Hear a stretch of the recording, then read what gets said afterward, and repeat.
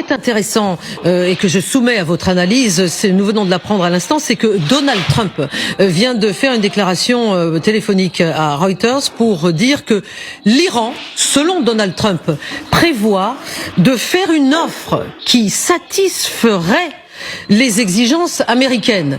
Donc, comme d'habitude, Laure Mandeville, j'ai l'impression qu'on a Donald Trump qui prend ses désirs pour des réalités et qui prend tout le monde de court. C'est la diplomatie qui va très très vite, puisque ça n'a même pas encore commencé, qu'il est déjà en train de poster son tweet pour dire le résultat des fameuses négociations. Oui, alors d'abord, nous ne savons pas le problème, c'est que nous n'avons pas toutes les informations, et peut-être que Trump est quand même en contact avec un certain nombre de représentants iraniens. Et du dossier en cours, bien sûr. Du dossier en cours, et c'est vrai que, comme vous l'avez noté, depuis plusieurs jours, il souligne que les déclarations optimistes qu'il avait faites étaient aussi liées au fait qu'il semble y avoir des tiraillements, voire des divisions profondes au sein de et il semble lui-même y perdre son latin, puisqu'il dit dans en haut lieu dans le gouvernement iranien. D'un tweet, c'est ça. Il dit d'un côté il y a les durs, et puis de l'autre il y a ceux qui se disent modérés mais qui ne le sont pas.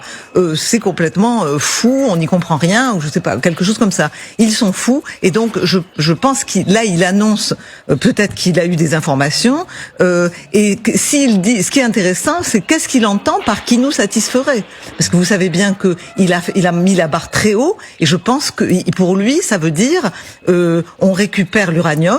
Il a présenté ça comme une condition sine qua non en fait pour arriver à un accord. Il y avait aussi la question des proxys.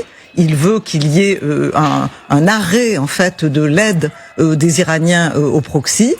Et il y a un troisième élément qui maintenant me sort de la tête. Il y a trop. Le balistique. Il y a le balistique évidemment. Ouais. Et donc la question c'est est-ce qu'il a satisfaction sur ces trois points? Ça m'étonnerait, mais peut-être qu'il y a quelque chose, une avancée sur le nucléaire, par exemple. Romuald Sura, sur ce poste dont nous venons d'apprendre de Donald Trump, qui va très vite.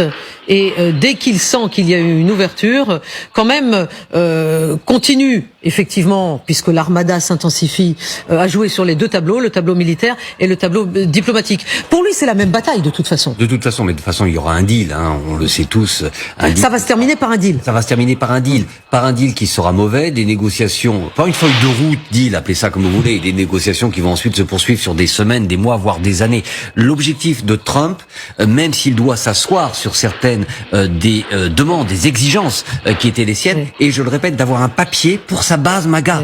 Et donc l'annonce qu'il nous fait. Donc il est prêt à quelques compromis. Moi je suis pas d'accord avec ça. Alors, attendez, terminez Romuald. Il est prêt, j'en suis convaincu, je mettrai mes deux mains à couper, j'espère pas les perdre. Attention.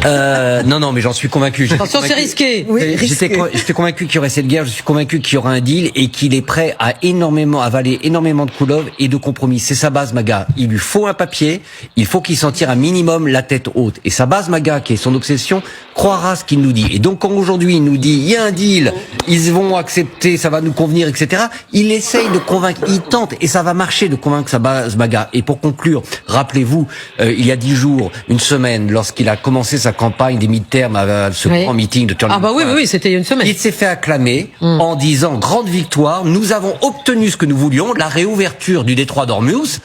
Et nous avons obtenu ce que nous voulons, la réouverture du détroit d'Ormuz, et sa base l'a acclamé en criant victoire, en oubliant le détroit d'Ormuz. Il a été acclamé.